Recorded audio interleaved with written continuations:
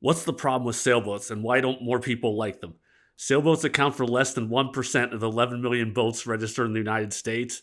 Last year, they accounted for less than 0.5% of new boat sales. Sailboat sales peaked in the late 70s, early 1980s after the oil crisis. Surprise, surprise. They've been more or less on a steady decline since then. So why is that? Let's talk about why more people aren't interested in sailing and why more people don't own sailboats. In this video, I'm going to go into the 5 reasons I think people are not interested in sailboats and not interested in sailing. The first reason is that the boats themselves can be intimidating. Sailboats have a ton of lines going on. This is my boat. It's a typical 32-foot cruising sailboat. It's on the lower side as far as line count goes and sail count goes. It has a mainsail and a head sail. It does not have a spinnaker rig. It does not have like running backstays or anything else. So it's fairly simple as far as lines goes. But look at the deck. Look at the cockpit. There's lines on both sides of the cockpit. There's lines on both sides of the cabin top. There's a traveler. There's lines going to the front. There's lines coming from the front of the boat to the back. If we go up to the mast here, there's lines going up both sides of the mast. There's just a lot going on. If you're not familiar with sailing and sailboats, it can seem like there's a ton of stuff going on when there really isn't. You never really need to use that many lines at one time. If you're unfamiliar with sailboats, it can just seem like there's a ton of stuff going on. If we look in the back of the cockpit, at the engine control panel and the wheel, sailboats have a very simple engine controls. The cockpit's actually very simple. If we look on a 32-foot Sea Ray, the same size boat with twin V8s, the cockpit's really complex. The dash panel has a ton of gauges on it. There's 2 engine controls. The complexity theory on sailboats is really not true once you're looking at it and truly look at the difference between a sailboat and a powerboat of the same size. I would say the complexity is a lot more equal. We have more complexity in the lines and rigging. They have a lot more complexity in the engine, stern drives, trim tabs, dual engines, dual transmissions, power steering. The reality is that sailboats aren't more complex, but the initial appearance is that they definitely look more complex when you're standing at the dock looking at one. People think sailing is hard to learn. It's not, but there is a perception that it is. When I learned to sail, it was on a small lake in the mountains in Pennsylvania. Learn to sail classes took a few hours. I think they cost like $25. And after that, you could rent sunfish and sail around the lake. 2 hours was enough time to learn how to sail well enough to be able to get the boat off the dock, sail around the lake, and get it back again. It really wasn't that hard. Where I'm at now, most sailing classes are from the yacht clubs, and their learn to sail classes are expensive. They might run several $100s to a couple $1,000s. The classes run for several weeks to an entire summer. You have to complete the entire class before you're certified to use the boats at the club. After taking the class, a lot of people can't pass it on their first try, so they might need to take the class for a couple summers before they can use the boats. This isn't really that encouraging for people to learn to sail or for new sailors. The price and the time commitment are kind of a turnoff for most people these days with how little time people have available after work and with everything else going on.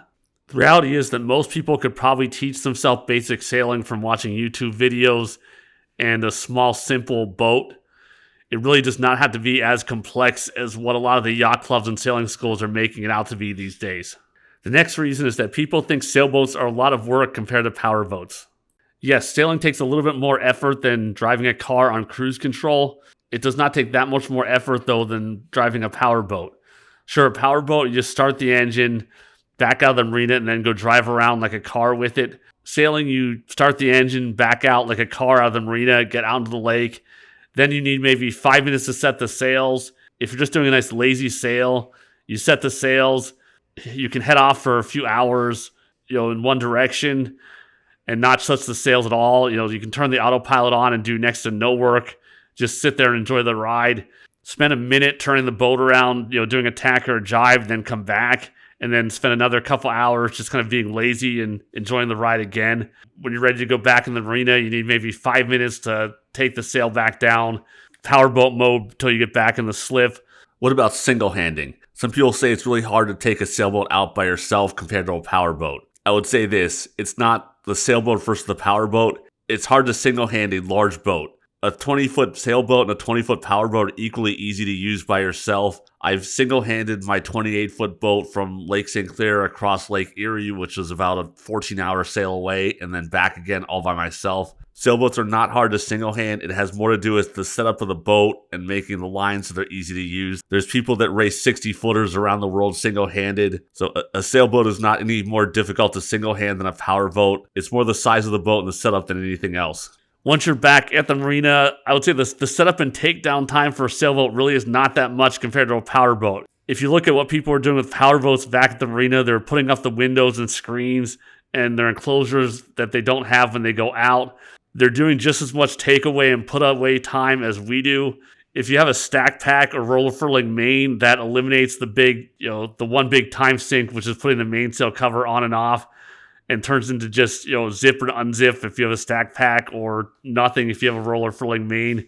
Maybe a couple minutes to neaten up the lines, but the actual time required for sailing versus the time required to get a powerboat off the dock is maybe 5 or 10 minutes difference at most. And again, if the powerboat has a lot of enclosure you're taking on or off, there is no time difference at all. The next reason is people think sailboats are expensive to buy and own. A sailboat and a powerboat are really about the same cost to buy. If you look at, say, a 30-foot sailboat and a 30-foot powerboat of the same age, they're roughly the same cost. If you look at a 30-foot sailboat that's from the 80s, will run you 15 to 25 grand. If you look at a 30-foot powerboat from the 80s, it'll also run you 15 to 25 grand or so. If you look at the 90s, the cost comparison is roughly the same still. If you look at small boats below the cabin cruiser size, you can find old used jet skis for $1,000, $1,500 that kind of run still and work. You can find old, small 14-foot sailboats for $500 to $1,000 also.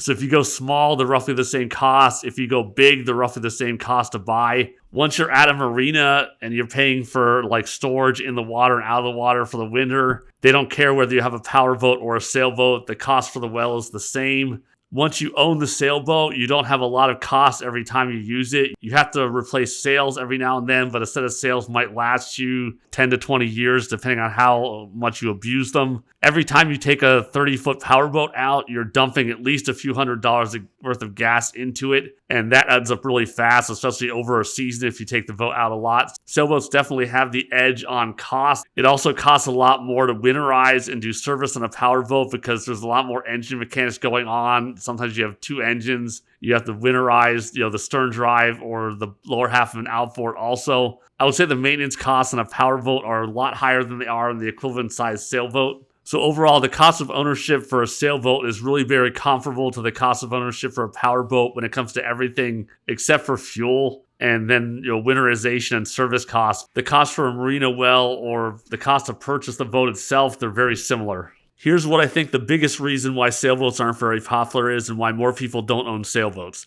They're slow. I've been a lifelong sailboat owner. I've never owned a powerboat. I have friends who have powerboats I go out on regularly, so I do spend quite a bit of time on powerboats and jet skis also in addition to my sailboats. And I've taken my powerboaters out on the sailboats also. The biggest complaint everyone has when they're on a sailboat is it's slow. If you want to get somewhere, it takes a long time. You can't go anywhere on a hurry on a sailboat. A 30-foot sailboat has a hull speed around 6 to 6.5 knots. It's not going to go any faster than that motoring. Sailing, you might be able to get a little bit more speed, maybe 7 knots, but you won't get any faster than that. Maybe downwind, you can surf into double digits, but that's only for very short periods. You can't sustain it. This means if you're going somewhere that's 35 miles away, it's going to take you somewhere around 6 to 7 hours to get there. There's a popular place we like to go called Put in Bay. It takes me 6 hours to get there on my sailboat, motoring or sailing. It takes my friend's powerboat, a 20-foot bow rider, an hour to an hour and a half tops. It takes him somewhere around 5 hours less time than it takes my boat to get there. And again, on the way home, he's back home in an hour, hour and a half. I need 6 hours to get home also.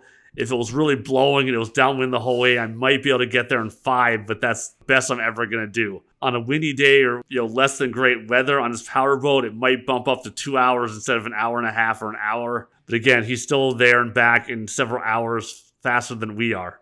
So sailing is not a go-fast sport. It's not a go-fast boat. If you want to do large distances, you have to spend a lot of time doing it. If you want to go somewhere that's, a long distance away for a cruise, then you've got to spend a lot more time, in between places. Where the powerboat, you can zip around between places.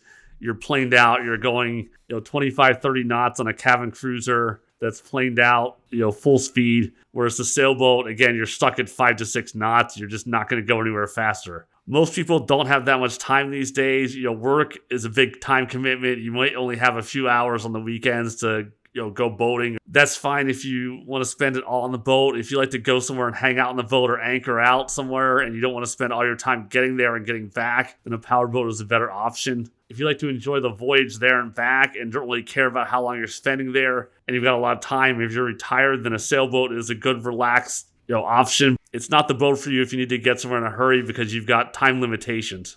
So there you have it. That's why I think sailboats are not more popular in the US and why more people don't own sailboats. I've been a lifelong sailboat owner, and sailboats do have some advantages.